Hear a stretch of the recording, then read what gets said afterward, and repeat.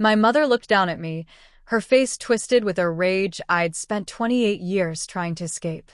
"Now look what you made me do," she screamed, her breath heavy as I cradled my throbbing left eye. The ice-cold wedding dress hung behind me in the mirror, pristine and white, while my face swelled into a bruised, blackened mess. 12 hours later, I was supposed to walk down the aisle. Everyone thought my mother was the sweet, self-sacrificing matriarch who lived for her family. They had no idea about the shadow she cast behind closed doors. But as I stared at my reflection that night, something inside me finally snapped. She thought she had ruined my big day. She thought she'd forced me back under her control. She had no idea she had just handed me the weapon to destroy her web of lies forever. My name is Clara, I'm 28 years old, and for as long as I can remember, my mother Evelyn lived behind a flawless, golden mask. To our neighborhood in suburban Ohio, she was the saintly, self-sacrificing mother who baked cookies for church drives and spent her weekends volunteering. Everyone constantly told me how lucky I was to have a mother so devoted to her family. They had no idea about the shadow that existed behind our heavy front door. Growing up, my life wasn't my own. Evelyn dictated the clothes I wore, the friends I kept, and the career path I chose.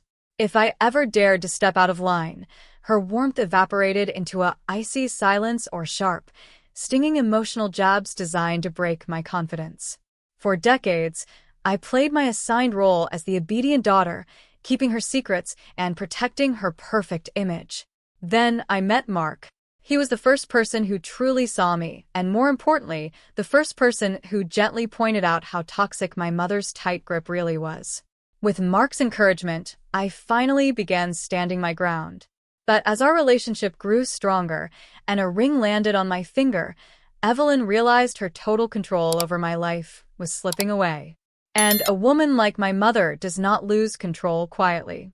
As the wedding day drew closer, Evelyn's subtle passive aggression erupted into full-blown warfare. To her, this wedding wasn't a celebration of my love with Mark. It was a battleground for total authority over my life. She demanded to dictate every single detail, from the color of the napkins to the arrangement of the head table. When Mark and I chose a modest seaside venue, she spent 3 days weeping to her church friends, claiming I was ashamed of my family roots. When I selected my bridesmaids, she cornered me in my bedroom, insisting that her bridge partner's daughter be my maid of honor instead of my best friend, Sarah. The true breaking point came during the week of the wedding. Evelyn marched into my apartment with a rewritten seating chart. She had systematically moved Mark's entire family to the very back of the hall, near the kitchen doors, while placing her country club acquaintances in the front row. "Evelyn, no," I said, my voice steady despite the adrenaline coursing through my veins. "Mark's parents helped pay for this reception. They're sitting up front with us." She froze, her eyes narrowing into cold slits. "You dare use that tone with me after everything I've sacrificed for you?" She spat, taking a step closer. "You think this boy makes you independent, Clara? You are nothing without this family. And you will do as you're told." I looked her dead in the eye and crossed my arms. "It's my wedding. The seating chart stays as it is." She didn't scream. She just glared at me with a silent, terrifying hatred before walking out, slamming the door so hard the glass rattled. I thought that was the end of it. I had no idea it was just the calm before the storm. It was 11 p.m. the night before the wedding. My dress was hanging pristine against the closet door, and the apartment was finally quiet. I was brushing my hair, trying to breathe through the nervous excitement, when a key turned in the front lock. My stomach dropped. Only one person still had a spare key. Evelyn walked in carrying a velvet jeweler's box. For a second, I thought she was offering an olive branch. "I brought your grandmother's pearls," she said, her voice eerily calm as she set the box on the vanity. "A final gift. If you'll just do one small thing for me first." She pulled a folded document from her coat. It was a transfer form for a joint high-yield savings account my late father had set up for me when I was a child, an account she'd tried to access for years, but needed my signature to touch.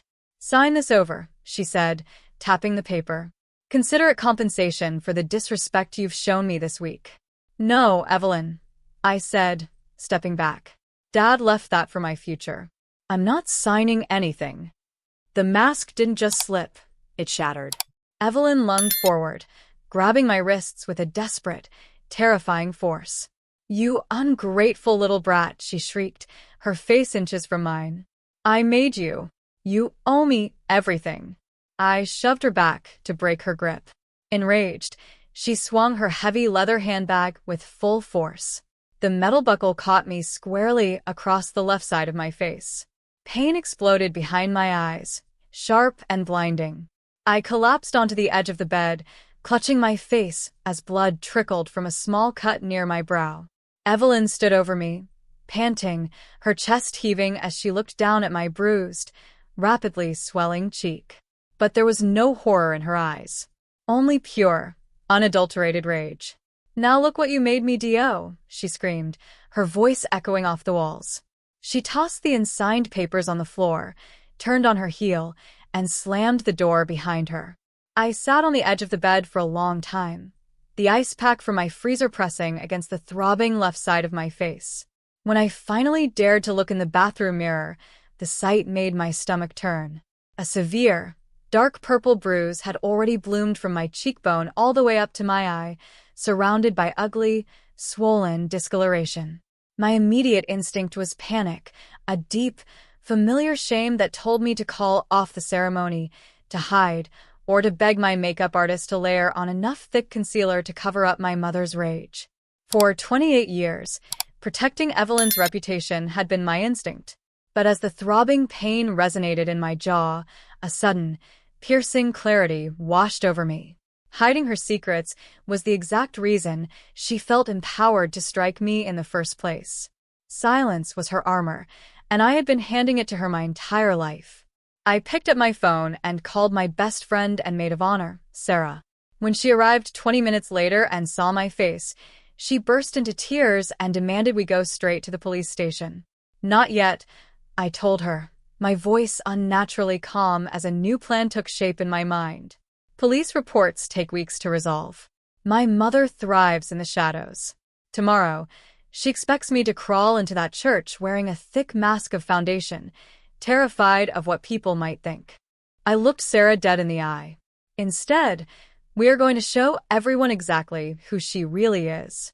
The morning sun streamed through the stained glass windows of the church, casting warm light over nearly 200 guests. My mother arrived early, holding court in the foyer like a queen. Wearing an expensive emerald dress, she smiled warmly at our relatives, eagerly accepting their compliments and playing the part of the proud, tearful mother of the bride. She assumed I would hide. She was convinced I'd stay in the bridal suite frantically layering foundation, or worse, cancel the wedding out of utter shame. She had no idea that in the dressing room, I had given my makeup artist strict instructions. No concealer, no color corrector, no heavy powder on the left side of my face. When the heavy oak doors opened and the organ chimed the first notes of the bridal processional, the hushed murmur of the church died down completely. I took a deep breath, adjusted my veil back past my shoulders so nothing obscured my face, and stepped into the aisle. As I walked slowly toward the altar, gasps echoed off the stone walls. My mother's sweet, saintly smile instantly froze. The left side of my face was a glaring, dark purple mess, swollen, bruised, and impossible to miss against the stark white of my wedding dress. Guests leaned in, whispering in shock.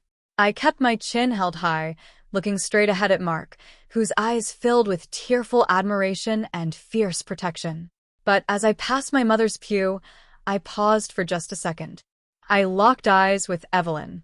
The color drained entirely from her face as she realized I hadn't covered up her dirty secret. The silent mask she had spent 28 years building shattered in 5 seconds flat. The reception was held in a grand ballroom, but the tension in the air was so thick you could cut it with a knife. Evelyn spent the hour desperately scurrying between tables, whispering to confused relatives that I had taken a terrible fall down the stairs in my nervousness the night before. She thought she was regaining control of the narrative. She was wrong. When it came time for the speeches, Mark spoke first, holding my hand tightly. Then I stepped up to the microphone. The room fell dead silent. Nearly 200 pairs of eyes shifted between my pristine white gown and the dark, swollen purple mark dominating the left side of my face. Many of you have been asking what happened to my eye tonight. I began, my voice echoing clearly over the loudspeakers. I saw Evelyn stiffen in her seat near the front, her face turning a ghastly shade of pale. My mother has been telling everyone I fell down the stairs. But the truth is, my mother gave me this black eye last night when I refused to hand over my late father's savings account to her. Gasps erupted across the room. Evelyn sprang up from her chair, her face contorted in panic. Clara, you are lying. She's delirious, she shrieked, looking around at the horrified guests. Don't listen to her. I knew you'd say that, Evelyn, I said calmly. I pulled my phone from my clutch, held it directly to the microphone, and pressed play on a recording. My mother's unhinged voice blasted through the ballroom speakers, loud and crystal clear. You ungrateful little brat. I made you. You owe me everything, followed by the sickening thud of her bag striking my face and her final, infamous scream. Now look what you made me do. The ballroom went completely frozen. Evelyn stood isolated in the center of the room, exposed, defenseless, and completely ruined before everyone she had tried so hard to deceive. Evelyn didn't try to defend herself. She couldn't. With 200 pairs of eyes staring at her in utter disgust, she grabbed her purse and practically fled the ballroom, her heels clicking rapidly against the marble floor. Within 48 hours, her carefully constructed world completely disintegrated. The church committee quietly removed her from her leadership roles, her country club friends stopped taking her calls, and several family members openly cut ties with her. When she tried to text me a week later, blaming me for destroying her life, I didn't reply. I simply went to the police station with my audio recording and the medical report from the night before, filing a formal restraining order. Today, Mark and I are building a life defined by warmth, respect, and unconditional love, the kind of life I always deserved. Looking back at my wedding photos, mine may have been black and blue, but for the first time in 28 years, I was completely free. What would you have done if you were in my shoes? Would you have confronted her publicly or handled it privately? Let me know in the comments below.